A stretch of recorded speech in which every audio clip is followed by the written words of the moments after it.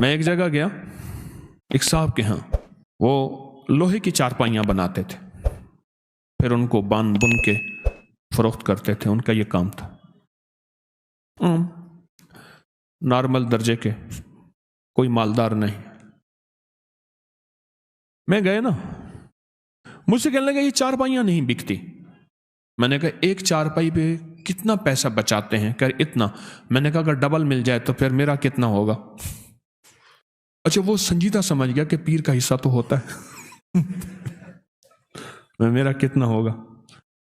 اس نے کہا سر، مجھے کہنے لگا غریب آدمی ہوں، جتنا آپ فرمائیں گے نا، لفظ سمجھیں ذرا، ڈیل کو دیکھیں نا، میرے ساتھ ڈیل ہو رہی ہے، غریب آدمی ہوں، سب سے پہلے یہ لفظ کا جتنا آپ فرمائیں گے۔ میں نے کہا دیکھ لو۔ تو میں نے پوچھا کہ چارپائی کتنا آئے گا؟ میں نے غریب آدمی ہوں، جتنا آپ فرما دیں۔ میں کہا نا پیر ہوں میں، بتا۔ اس نے پھر آدھا آدھا آپ کا۔ میں نے کہا پہلے حساب بتا کتنے کی چارپائی ہے، کتنے کی بیچنا چاہتے ہیں؟ آدھا آدھا کر لوں گا۔ اس نے حساب کتاب بتا، میں کاغذ اٹھا لیں لکھ کے، ہم نے جناب اب لکھ پڑھ ہو رہی ہے پیر صاحب کے ورثے کی، اب لکھ پڑھ ہو رہی ہے، ریٹرن ہو جا رہا ہے۔ جب ریٹرن ہو گیا نا، میں نے کہا کاغذ محفوظ رکھو، آج کا جو ہے، میں کہا اس پہ انگوٹھا لگاؤ، ایسے پانی لگا کے نا، ایسے انگوٹھا لگا دیا، پانی پڑا تھا نا، پانی کے ساتھ انگوٹھا لگا دیا۔ میں کہا یہ فنگر پرنٹ ہے خاص، میں نے بھی انگوٹھا لگا دیا کاغذ پہ۔ میں کہا آپ طریقہ بتاتا ہوں، چارپائی کے اوپر بالشت ایسے پھیرتا جا چاروں طرف،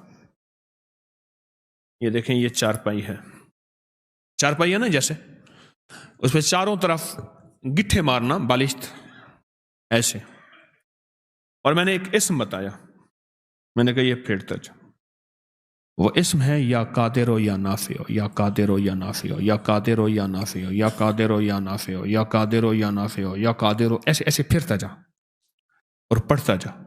میں کہا ایک پہ پڑھ، اس نے پڑھا ایک پہ، میں نے کہا نہیں یہاں چھوڑ گیا تھا، یہاں پھر پڑھ، یا قادر ہو یا نافع۔ میں نے کہا روز ہر چارپائی پہ یہ پڑھ، 1-1.5 منٹ 2 منٹ، بس اس سے زیادہ نہیں لگتا، تیری چارپائیاں بک جائیں گی۔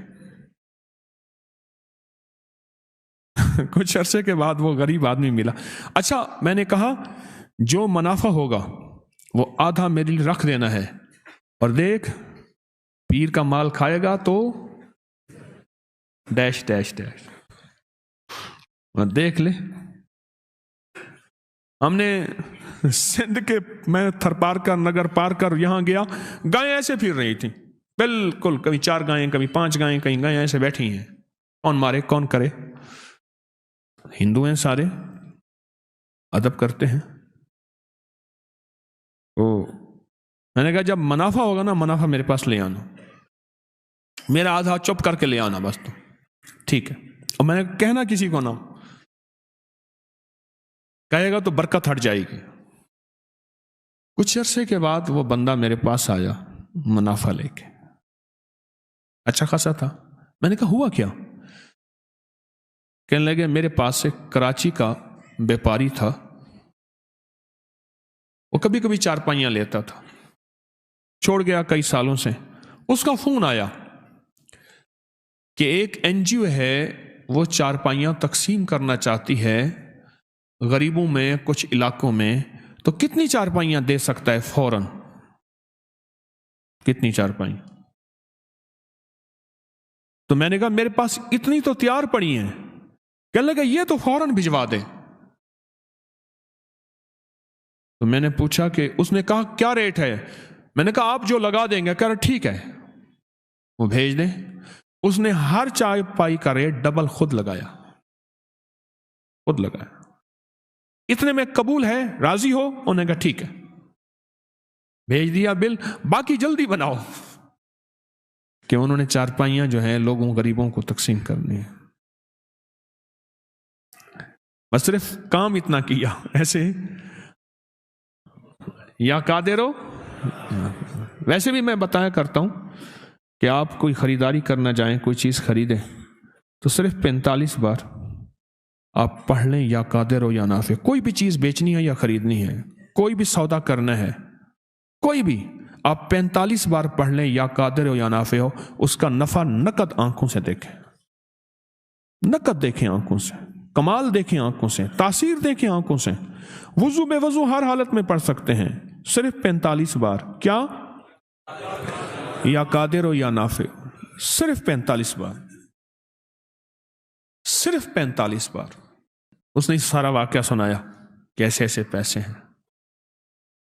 میں نے کہا اب بتا اس کو ڈبل کر دوں؟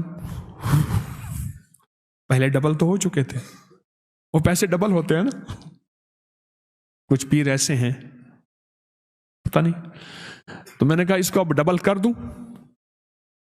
کہنے لگا پھر اب اس کے معاملے میں کش مکش تھی کہ اس کا حساب پھر کیا ہوگا۔ میں نے کہا ڈبل کر دوں؟ کہنے لگا جو آپ کی مرضی ہے۔ بے بسی کی کیفیت تھی، سچی بات ہے۔ وہ مجھے سچ بتاؤں، میرا تھا مرید، عقیدت بھی رکھتا تھا، لیکن اتنے پیسے دینے پہ راضی نہیں تھا۔ غریب بھی تھا، مرید بھی تھا، عقیدت محبت بھی کرتا تھا، لیکن اتنے پیسے دینے پہ راضی نہیں تھا، اور وہ میں بالجبر لے رہا تھا۔ میں نے کہا آپ ڈبل کر دوں؟ جیسے آپ کا مرضی۔ میں نے کہا تھیلی میں رکھ، اس پہ ہاتھ رکھ۔